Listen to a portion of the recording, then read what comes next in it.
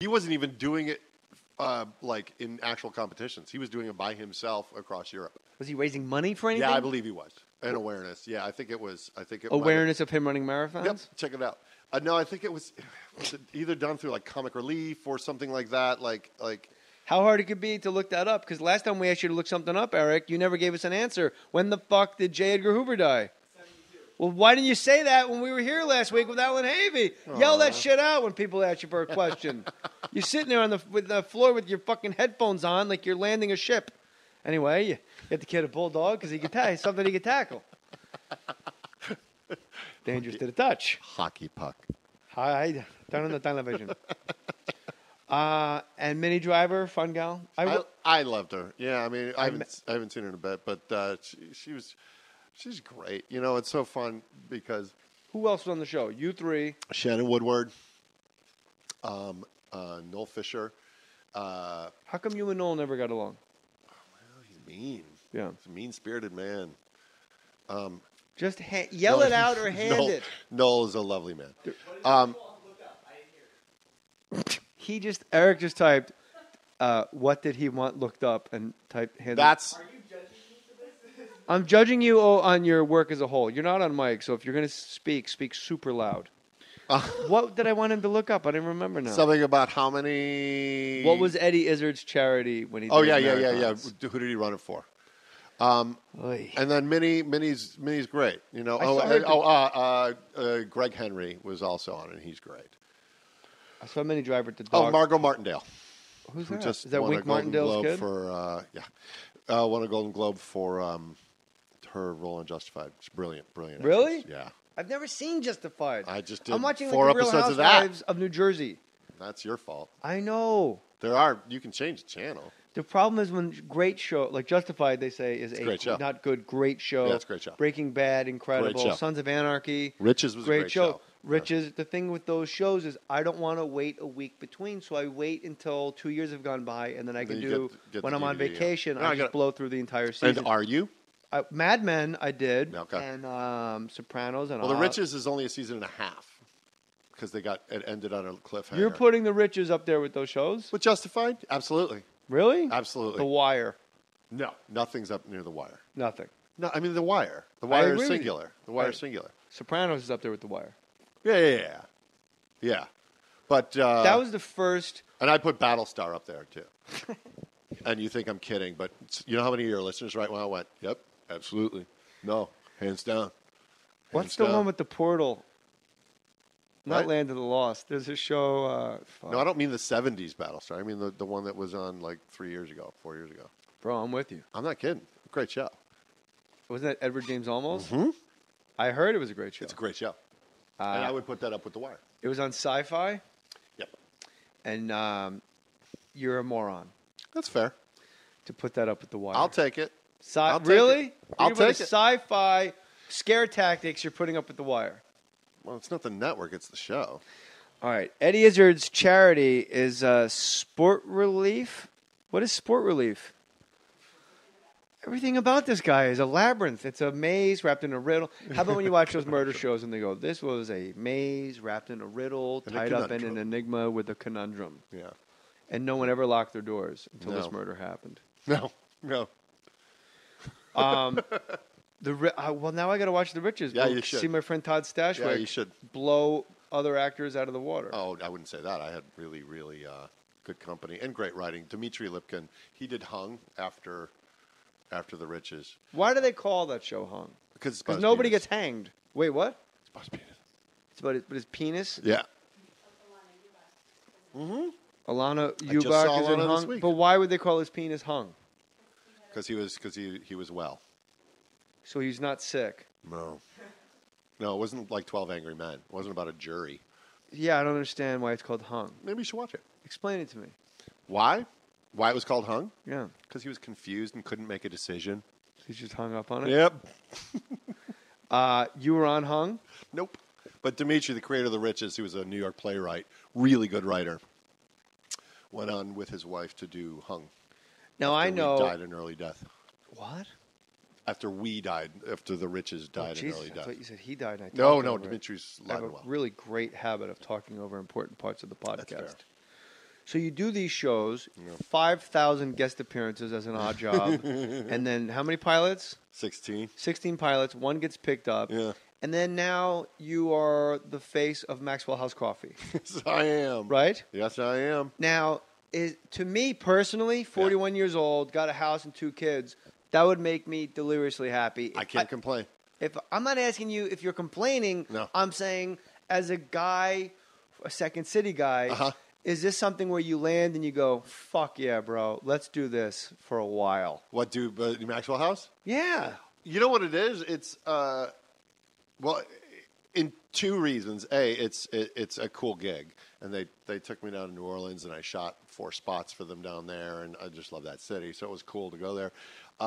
And because I spend so much time killing people with hammers on TV, it was fun to do something that wasn't that. You're the bushy-eyed, bright-eyed and bushy-tailed dad. No, I'm sort of an interloper. I'm still a little creepy.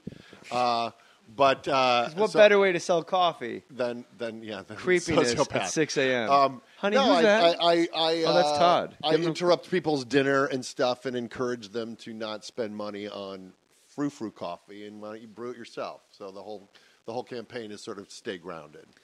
Stay grounded, it's very like coffee grounds. See, play on words. Hung. Right. So you show up in their homes as they're making a decision. Walk me. I'm being completely serious. So you're in the 2 that are out right now. There's one where people are having a board meeting and they're all drinking. Time out. Yeah. What commercial did I see you in where you were the bright-eyed and bushy-tailed dad? Liquid Eggos?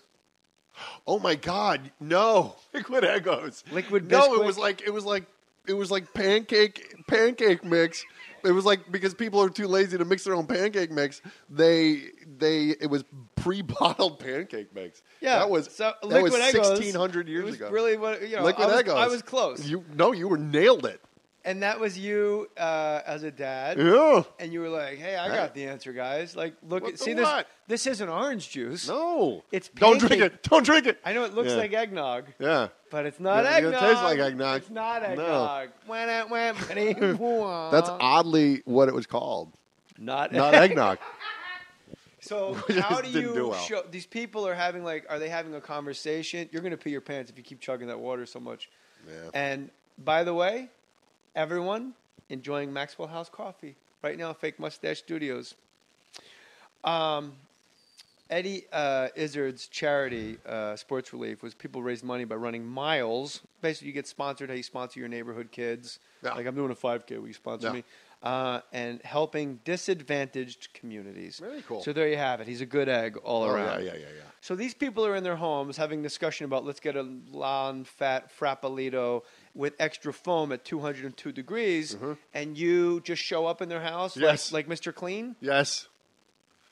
Yeah, that's it. Expound on that. There's one where the people are using a plunge pot at a French restaurant, and I just come in and make fun of... In the restaurant? In the restaurant. I come and make fun of their plunge pot, and then there's one... Hold on. Now, are you a customer? Nope. You're just... Nope. I'm just a you're the guy Maxwell named House guy. I'm just a guy named Ted who shows up with a coffee maker under his arm. That you have not stolen. No. It's indicative of how committed you are to staying grounded. And then there's another one that's out where people are having a boardroom meeting and they're drinking from their Starbucks cups, and I come in and kind of bemoan the fact that nobody uses mugs anymore because nobody's making their own coffee anymore. You know, that is a salient point because with the mug, with the lack of mugs, goes all those motivational sayings. That's what the commercial's about. Yes, I know. You used to be number one boss. Yeah, I know. Yeah. Oh, so you've seen the commercial? Right. I was leading. Well played. Well played. Or Mondays are a bummer. Yeah, and she used to love Basset Hounds. Yeah. Basset Hounds? Basset Hounds. Yeah, and so that's it. It's just me being a jamoke. A Basset Hound, you put it in the backyard and let Oscar tackle it. Anyway, when you run a few miles for a disadvantaged community, turn on the television. Is there any point... I smell biopic. When are you going to do Rickles' biopic? It's hard, At any point in these commercials, do they foresee you turning up in someone's home with a hammer? Ideally. Going, what's that you're drinking? Yeah. Did you really get extra foam? And you just raise the hammer, but only because you're going to tap open A That box tin. of Maxwell's? Yeah. Yeah. Of Maxwell's. I can't say. Do you know and you cannot tell me? I'm gonna let that be like a little present in the future for people. Because Todd Stashwick in someone's home is what I'm really looking forward to. Done. How they work that in. Yep. Like, why don't we go out for coffee? Oh, and here's a bit of trivia. The character in the spot's name is Ted, because apparently Teddy Roosevelt is the one who coined the phrase "good to a last drop." Really? Yeah, because there was a Maxwell house. There was an actual place. How do you know he wasn't talking about his asthma medication? Did he have a puffer when he was like leading charges into battle? It's amazing he lived long enough to be president, let alone As he charged up the hill, because Yeah. he'd have to. I don't know what the inhale. They didn't have inhalers then. but Bully. bully. The true thing about Teddy Roosevelt was, I mean, they were a family of incredible wealth, and Yeah. his asthma was so bad as a child, and his coughing fits were so bad that they would drive down Fifth Avenue at like 40 miles an hour, which back then was like having a Ferrari. Yeah. And just hold the baby up into the wind and let the wind shoot down his throat into his like. That was how you I love that. loosened phlegm. Then I'm gonna try that. let's take him for a drive. Yeah. Next time you have a chest cold, Yeah. you stick your head out the Out the sunroof window and like a steer with your foot like a basset Flintstone. hound. Yeah, Like a basset hound. ears So, flapping. Yeah, he was incredibly ill. Wow. Like he was super tiny and premature, and Yeah. he was like a weakling, and he sure made up for it.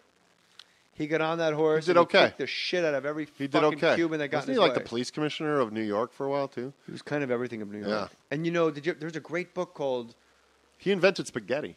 A lot of people don't know that. Teddy Roosevelt. Yeah, Teddy Roosevelt. Invented spaghetti. Yeah, the thin noodles, the pasta. You know what spaghetti is, right? That it's not angel hair. No, it's a little thicker. It's thicker. a So little what thicker. angel hair was the Chinese had it. They yeah, called and then it- Teddy went, "This isn't thick enough," and then he They- thickened up their angel They hair. called it something else that rhymed with like Larry Holmes. It was like Taridom. Taridom noodles is what the Chinese had. That was what we call angel hair pasta. Then Teddy Roosevelt Got a hold of it, thickened it up. But why did he name it spaghetti? We never got to the bottom of that. We were I talking think it about was it on jury duty. it was trying to say something else, but his asthma was too bad, Right. yeah, and his mouth was full, so it came out. Spaghetti. Yeah, And they just, the press in it those stuck. days They went crazy were with insatiable. it. Those were back in Yes. the days where you had photographers literally 4 feet behind the batter at a baseball game. You ever With see those the- old photos? Yeah. They're just like, hey, Just waiting. Todd Stashwick's at bat. He's the first Negro ball player that ever came through these parts. I'll sit right. Foul ball. We just cart the photographer out on a stretcher. But amazing pictures. There's a fuck. Something about the Amazon. There's a Teddy Roosevelt book. I'll look it up. God forbid Eric looks it up. I like how you come here and hold the floor down. Jesus. Teddy Roosevelt, something Amazon. When he was out of office, he had a whole group of men, and he wanted to just map the Amazon River. Sure. And all of its tributaries. Like all ex-presidents. You know, Yes, very Carter does have that for go-getters. humanity. Go-getters, yeah. And Clinton's doing what he's doing, opening offices in Harlem, and I know he's doing great things. I just can't think of it off the top of my that's head. fair. But you know what? He's jogging. He's doing marathons for disadvantaged communities. Bill Clinton in England, in Cheshire. But Teddy Roosevelt decided it's really important to make a canoe out of a fallen tree. Yeah, and with eat my own berries. hands. And then they all had He would malaria. gnaw them. He would gnaw canoes. The River of Doubt, Teddy Roosevelt's desperate journey. So I he smell a second biopic. will put Don Rickles. Yep. That's good. You're going to do both of them. Bad thing about the Amazon, you're surrounded by Puerto Ricans. Anyway, they got poison darts, no shoes. You know, there's a Marshalls upriver. Anyway, but you know, gang, I kid the Titsy tribe because without them, you know, we'd all be Tell you beheaded. this. I tell you this. Yeah, he almost died of malaria and like poison arrows and darts and shit. He was a real fucking man. He invented spaghetti. Mm-hmm. Your comic strip, Yeah. Devil Inside. Yeah. I was never a comic book guy. Is there a rhythm to comic books? Because some That guys, was a really good seg, by the way. Matt Thanks for Cohen, pulling it back. sure, Matt lovely. Cohen used to sit here and during the podcast read comic books on his phone. Okay. I mean, he was that into comic Uh-huh. books. And you know from being at Comic Con, Mm-hmm. that this is these people. Are you fucking with me? Not at all. I'm listening. I don't know. If the last 4 minutes you've gone. Well, you're talking, and I know, but- it's the rhythm of conversation. I'm buoying you forward Don't so boo that me. it isn't just you fishing. I'm saying I'm with you. I'll ask you. It's not a bad thing. I once asked a 16-year-old boy. I said, "Look, he was dating my best friend's daughter. I said, if I was going hypothetically, because you're 16, if I was going to smoke pot and play video games while listening to one Metallica album, he goes, Ride the Lightning."